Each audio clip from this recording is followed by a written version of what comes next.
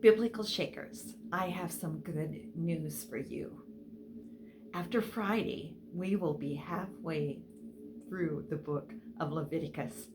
So, we must continue with chapters 10 through 14 this week by reading a chapter each day, followed with a salt shaker devotion to go with the chapter. The 10 Commandments recorded in Exodus 20 were God's fundamental law. Leviticus explained and supplemented those laws with many other guidelines and principles that helped the Israelites put them into practice. Chapter 10 demonstrates just how important it is to follow God's laws with the story of Nadab and Abihu, the oldest sons of Aaron. They were born in Egypt and were eyewitnesses of God's mighty acts of the Exodus. They had first-hand knowledge of God's holiness as few men have ever had, and for a while at least, they followed God wholeheartedly. However, at a crucial moment, they chose to treat with indifference the clear instructions from God. The consequences of their sin were fiery, instant, and shocking to all. Their actions showed God disrespect and brought them death. We are in danger of making the same mistake as these brothers when we treat lightly the justice and holiness of God. Clean and unclean are the two words that continue to ring through the 11th chapter. To worship, people needed to be prepared.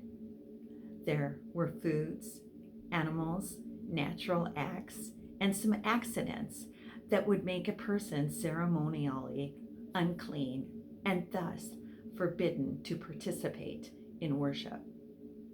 This did not imply that they had sinned or were rejected by God, but it ensured that all worship was done decently and in order. A person had to be prepared for worship. Similarly, we cannot live any way we want during the week and then rush into God's presence on Sunday. We must want to be holy as God is holy. In chapter 12, the Lord once again gave specific rules after childbirth. The lady was considered ceremonial unclean. This did not mean sinful or dirty. Because of the female's body secretions occurring during and after childbirth, this made the woman unclean and unprepared to enter the pure surroundings of the tabernacle. By keeping worship and sex entirely separate, God helped the Israelites avoid confusion with pagan rites. The Israelites worshiped God as their loving creator and protector and provider, and they thanked him for safe childbirth. The priests were given another job as we continue in chapter 13.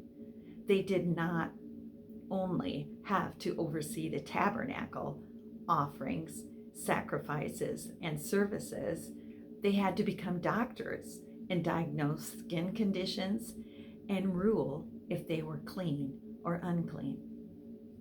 It had to have been very hard to keep track of the people, how long they had remained in isolation, and when they were healed. Thank goodness for the knowledge that our doctors have for diagnosis and for treatment. The final chapter of the week records the treatment/cleansing for skin diseases and mildew. There were many steps they had to go through.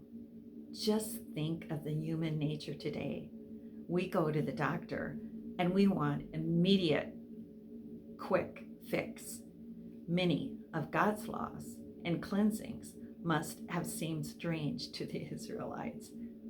His laws, however, help them physically and spiritually. God's word still provides a pattern for healthy living. We may not always understand the wisdom of God's laws, but if we obey them, we will thrive. Next week, another 5 chapters in the book of Leviticus. Won't you please join us?